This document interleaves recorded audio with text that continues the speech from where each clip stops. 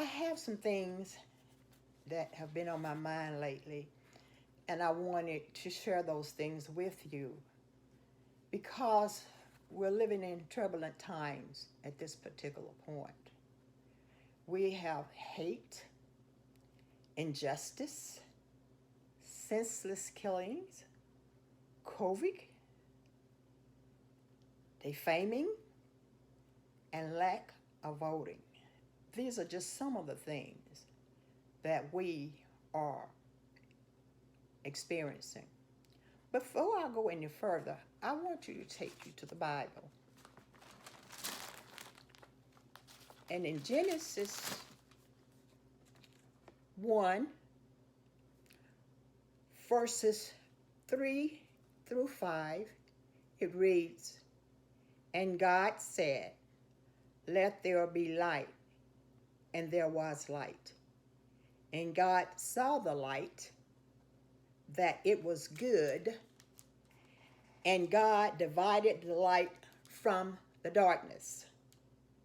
And God called the light day, and the darkness he called night." Other places in the Bible mentioning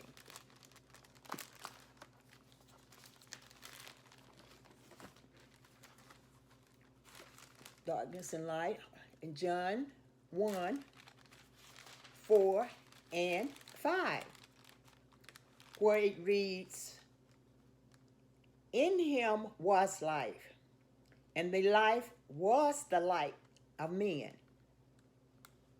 And the light shineth in darkness, and the darkness comprehended it not." Then again, in John 8, verse 12, it reads, "I am the light of the world. He that followeth me shall not walk in darkness, but shall have the light of life."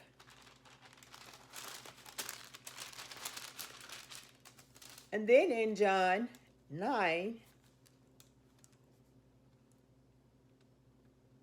4, it reads, 4 and 5 both, "I must work the works of that sent me, while in its day the night cometh when no man can work.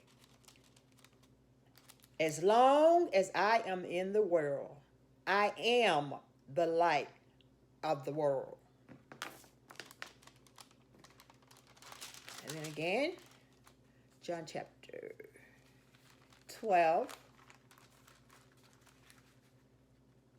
verses 35 and 36. "Then Jesus said unto them, Yet a little while is the light with you. Walk while ye have the light, lest darkness come upon you. For he that walketh in darkness knoweth not whither he goeth. While ye have light, believe in the light, and ye may be the children of light." I wanted to share those passages with you because it's evident that there's a difference between darkness and in light, because God told us so in the beginning. But God doesn't want us to operate in the dark, because there are hidden dangers in the dark. We may walk into a hole, walk into a sharp object, walk off of a cliff. There are so many things that may happen to us if we're all walking in the dark, simply because we cannot see where we are going. However, if we choose life which is light, then we can see where we're going. That's the difference between the two. And I consider the things that I mentioned earlier as being in darkness. And people need to change. They need to come out of darkness and come into the light. And the only way to get there is for them to have a relationship with God. And it's our responsibility to do all we can to make sure that this happens. You see, it takes more than one person. It takes us all together, coming together as one to accomplish this goal of bringing back love into everyone, letting them know there is a better way. You don't have to rape, rob, kill, steal to make it in the world. There is another way. God blesses us every day. And we should respect him and follow him in all of our actions. And I understand that some young people lately were saying that they didn't know the importance of voting. And that pricked me in my heart, because all these years we've had these people out fighting for our rights. Some were brutally beaten, some were killed, so that we can have these rights. And for these people to say they didn't know how important it was, it's because they're in the dark. And it's not just the young people. I remember a time when my husband was running for an office twice. And I worked in his campaign, and I worked in campaigns for other people that I felt were good people and could do the job. But while campaigning, I came upon grown people who told me, no, I don't need any material. I don't vote. It doesn't matter. I don't vote. They're going to do what they want to do anyway. And I said, what? And I had to stop and give them a brief history of why they should vote. Now, you're talking about they going to do what they want to do. They who? If you don't go out, and first of all, you got to come out of the darkness by researching. When you pull a lever for a candidate, you should have researched that person and then come to the polls to vote. But those of you who are young people and you're just learning how important your vote is, go ahead now. It's not too late. Do your research, talk to people who know these candidates, and make an intelligent decision. It doesn't make sense for you to go to the polls and just say, I voted. You need to know who you voted for and why. And we can hold these people accountable for their jobs, for doing their jobs. And if there are people that are not doing their job, it's our responsibility to vote them out and replace them with people who will do the job. And we need to make sure that these people have faith-based principles, because nothing we do is going to work without God. So I'm telling you that I don't understand why the young people didn't know how important it was. I don't know what kind of parents they had. Some people might just sort of falling backwards into darkness. I don't know. But in my family, my husband and I, we raised 3 children. And we went to the voting polls. We took our children.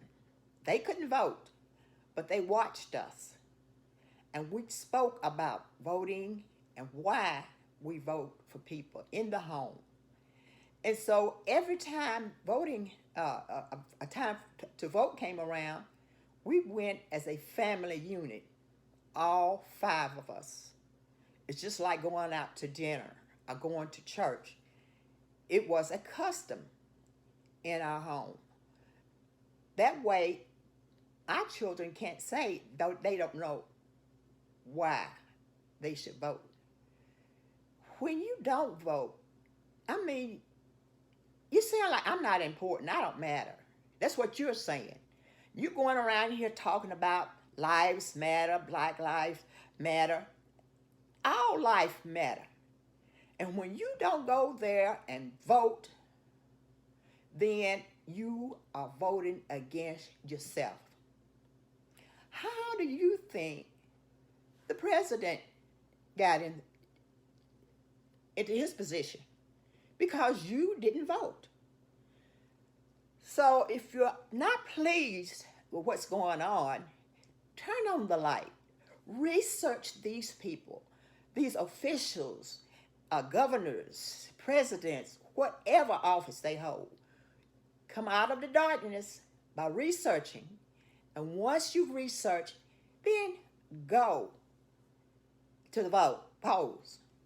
You know, things come to people because of the choice they make in life. I'm going to show you some people that'll make choices in life. I have pictures of people on a board. And I feel that these people have the same things in common. They are Steve Harvey, who's a TV and radio host, comedian, and publisher of books. We have Barack Obama, President Barack Obama, and Michelle Obama. We have John Lewis, who is an activist. We have another activist here, Dr. Martin Luther King. And we have here Oprah Winfrey, who has many, many titles. Here we have Pastor Dwayne Hunt. He's what we call a master teacher, and he teaches at Abundant Grace Fellowship, where I am a member. But what I feel these people all have in common is they made the choice to leave any darkness in their life to follow the light, Jesus, who is love. They don't claim credit for their growth and accomplishment in life. They give God the glory and the praise. They are not selfish with their accomplishments, but are passionate about helping others move from darkness in their life to light. They realize everyone has a past, but can change. And they use their talents, skills, and resources to teach and motivate others to grow. I chose these people on this board as an illustration. There are many others I could have mentioned. It takes all of us working together in order to heal the social and health issues in today's society and to restore love and compassion. Pastor Dwayne Hunt, our master teacher, calls it the One Another Ministry. And that's exactly what these individuals are known for. It is helping one another. There's a song with lyrics that read, Jesus is the answer for the world today. Above him there is no other. Jesus is the way. Those lyrics still holds true today and always. Any improvement in our world must include Jesus. He is the way. And as long as we have people like this in the world, we have a chance. We have a chance with people like this. Be blessed and walk in the light of the world. This has been Turn on the Light by Molly McLean.